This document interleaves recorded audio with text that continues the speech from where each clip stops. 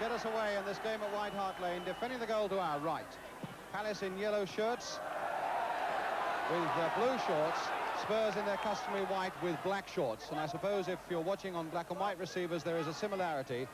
Let me just point out for you that Crystal Palace are the team wearing with the black ring to their shirts around the neck and arms, and also the black ring at the top of their stockings. Now here's Alan Birchnell back in the side after 3 games, but a poor pass, and it's Martin Chivers for Spurs. Kinnear. Chivers. Kinnear again. And Coates. Wall watching him very closely, and Gilzean, a certain amount of inconclusive play there in the Crystal Palace defence. But now Kinnear. Gilzean. And Mel Blythe, in fact, who shot into his own goal in this corresponding match last season. I'm sure he must have had that on his mind at that particular moment, but he got out of trouble well.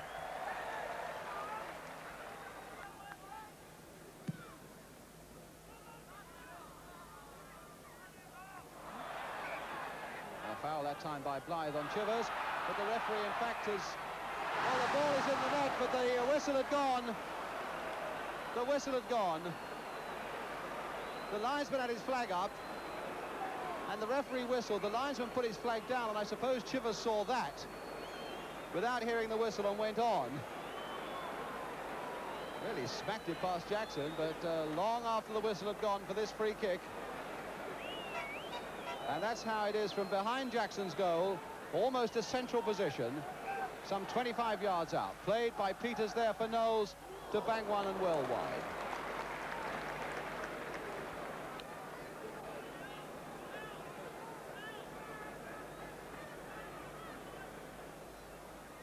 Two skippers, Steve Kember and Alan Mullery. Here's Stevie Kember, who was in fact married earlier this month. Yeah, you said, Ralph, that you came to Spurs as a winger and you eventually became midfield. That was Billy Nick's identification of the problem, I suppose. But what was Billy Nick like?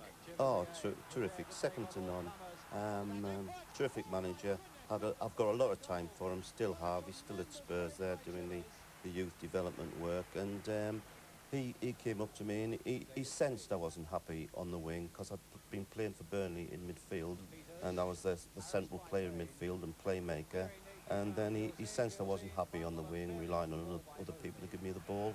And he changed it the following season. You know, terrific, yeah. Billy Nick, one of the great managers, Bobby, isn't he? Yeah, no question about that. I mean, you've only got to look at the success.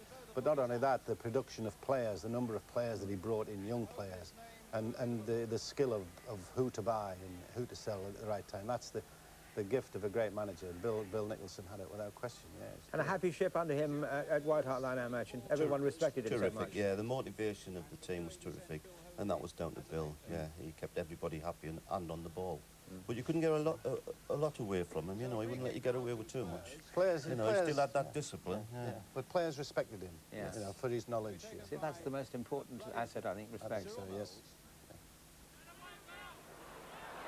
Gilzean taking a bit of a buffeting there. Peters! Oh, my goodness, just over that Crystal Palace crossbar with a really tremendous shot by Peters. That'll fall for Knowles. Nicely controlled, neatly to Perryman, and now to Beale. Knowles. Chivers. And Coates winning a good tackle there. Shrugging off one from Hoadley. Still Ralph Coates. But in the end, space ran out on him. But it's Spurs throw, and the first long throw of the match we've got from Martin Chivers. Gilzean at the near post as ever. And nodding it on. Peters now jockeying for a position there. And Mullery to blast it but well wide. That wasn't at all a bad chance for Alan Mullery. And another example again of how those long throws from Chivers so often cause so much havoc in a defence.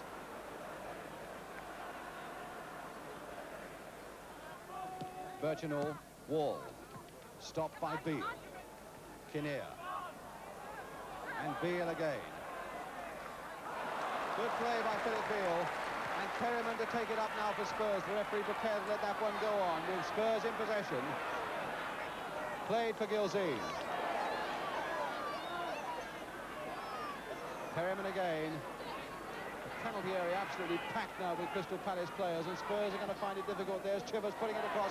Muller's got in, and he's put it against the crossbar, and it's finally put behind by Mel Blythe,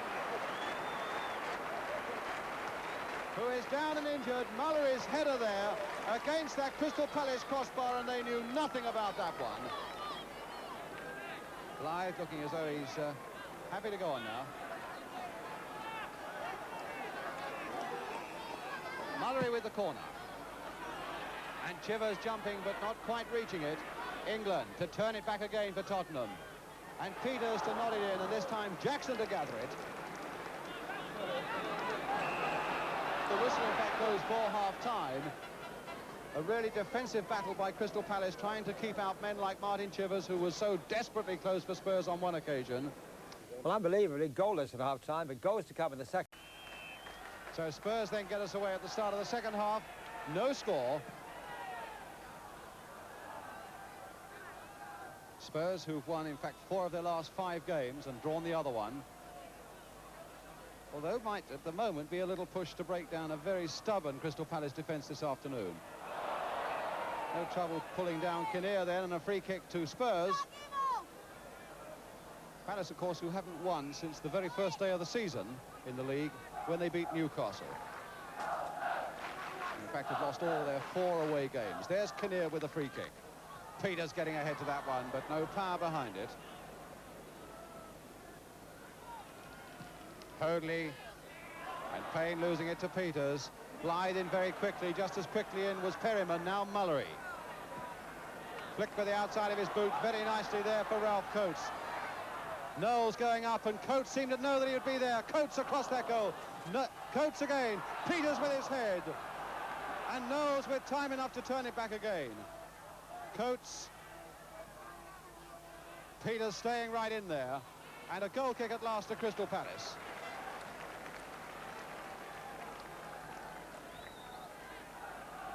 Martin Peters.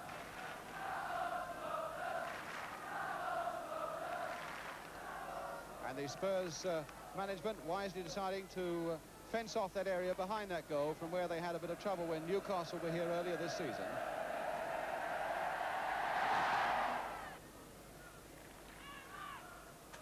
Jenkins. Linesman again flagging on this side, but of course the final decision is always with the referee, and if the linesman sees anything, he's got a flag. And now Perryman. Peters. Oh, it goes in. Down he goes, and that surely has got to be a penalty, and it is a penalty. That was a very good piece of refereeing. In fact, Mr. Smith delaying that decision until he saw whether the ball finished up in the net, because he felt that it was a penalty offence when Gilzean was brought down, and then when it went wide, gave the penalty. Well, now that's going to put pressure on John Jackson. And it's going to be Martin Peters who takes it. It was a little sneaky look from Alan Gilzean to see if the referee had noticed what was going on. Yes, he's a crafty sod, Alan. People think he's just there for his aerial power, but he's very deceptive on the ground for a tall chap. Yeah. Yeah, here's the penalty. Now, which corner is he going to go for, do you think? Well, I can't Ralph? remember. Left-hand side. Yeah. Keeper's left, I hasten to Yes, add. yes, of course. Was that always the side he went for? Nearly No, he always? varied it. But in that side, there was about 5 players who wanted to take penalties, but Did they? I think Martin was well in with Bill Nick at the time. Here he goes again, look.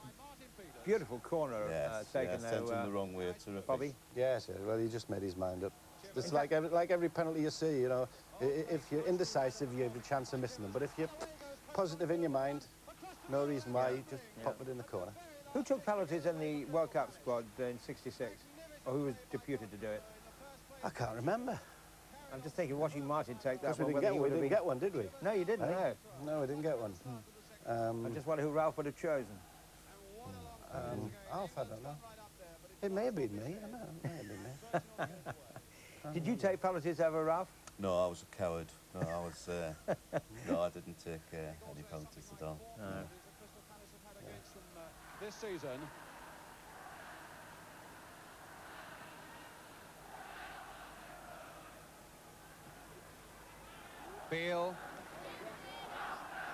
to Knowles. Finding Coates. It's been very tensed up indeed, Ralph Coates, in the few weeks he's had here at Tottenham. But that little run a moment ago will show Spurs fans what he can do. England still not out of trouble, though the linesman is flagging furiously. Birchinall there, and my goodness, that was a bad back pass there that almost let Birchinall in for Crystal Palace.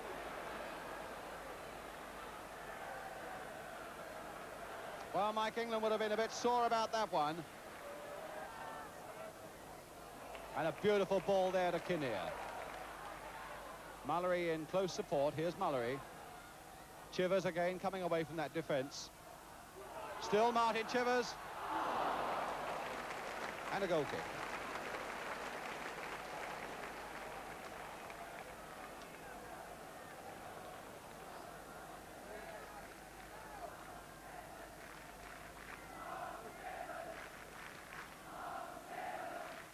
I imagine, Ralph, there must have been some great characters and amusing characters in this Spurs squad.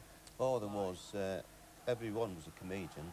Really? Although they could play a bit. And Cyril Knowles there, the fullback, he used to come up with some anecdotes and always taking the mickey out of people, like, you know.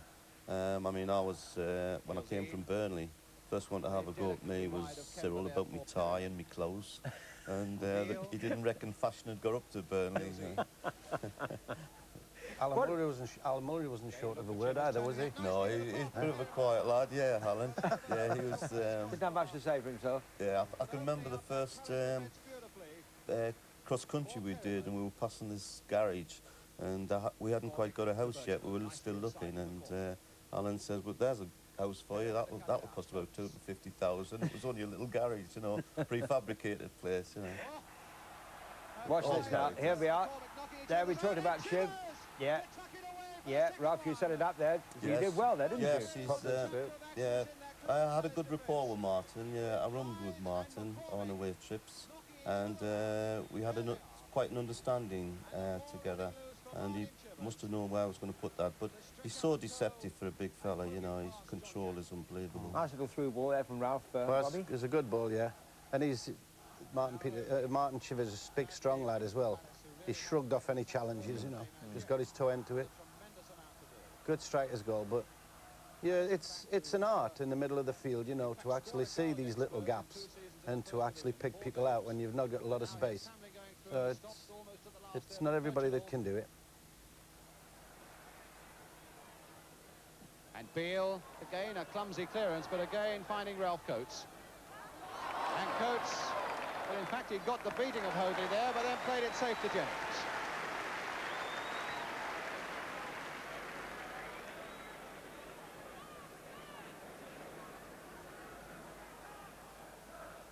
Gills in, a lovely flick on there for Chivers. Kinnear. Gills in. Chivers again. And now Peters.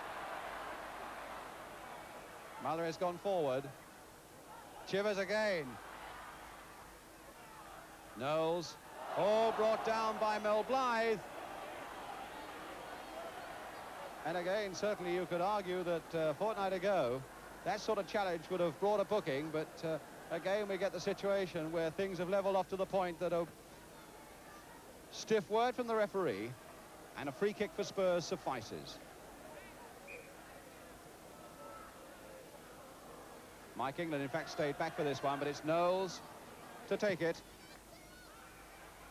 Gills in, and Peters almost terminated again. Gills in, and it goes behind. Linesman on the far I must say the pressure's on here, Ralph. You're looking a very good side. But you talked about how well you were received, but what was it like coming to live in London?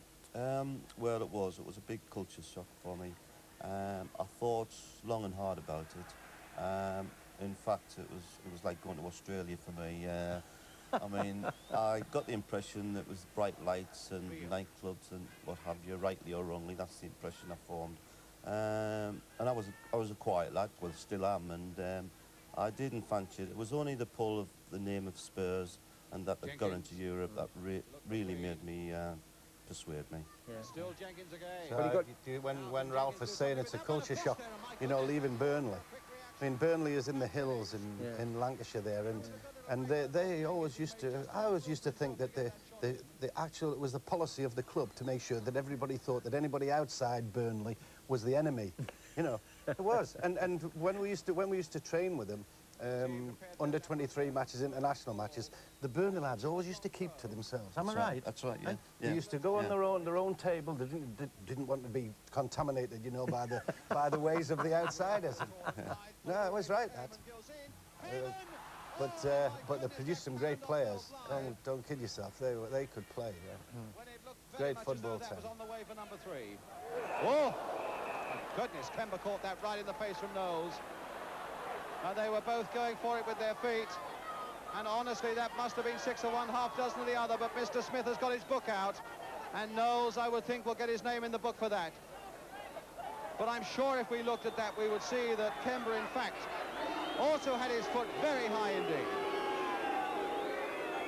And in fact, Kemba is going there to have a word with referee David Smith. Well, I would think that's a little unfortunate for Cyril Knowles. And I suppose you could also say a little unfortunate for Steve Kemba to get it in the face like that too. And Queen versus Jennings right out of his area. Playing the part of the fullback. And now dashing back to play the part of a goalkeeper. Phil Hoadley.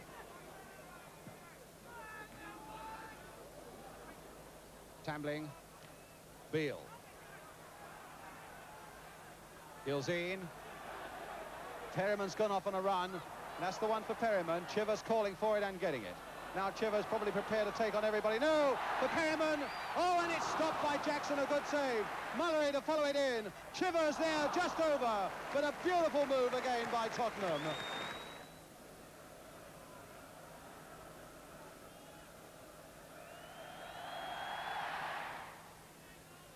Perryman.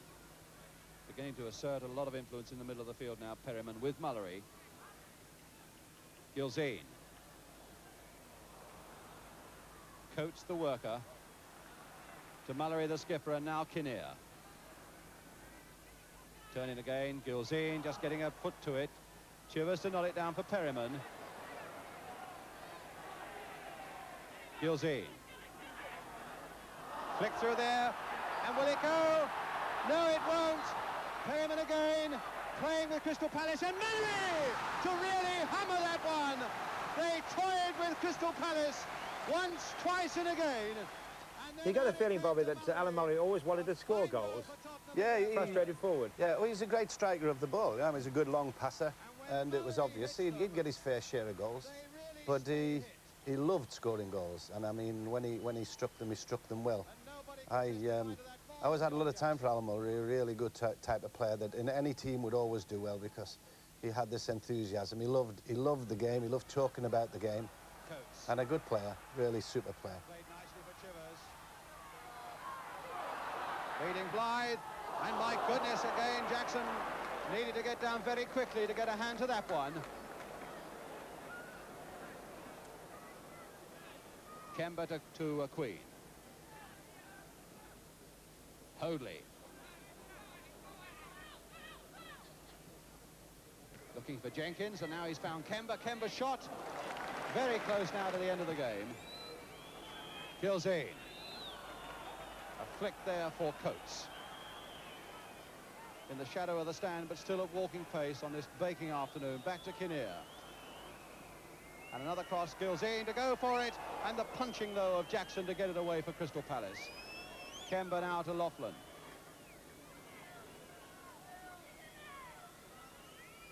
Hoadley.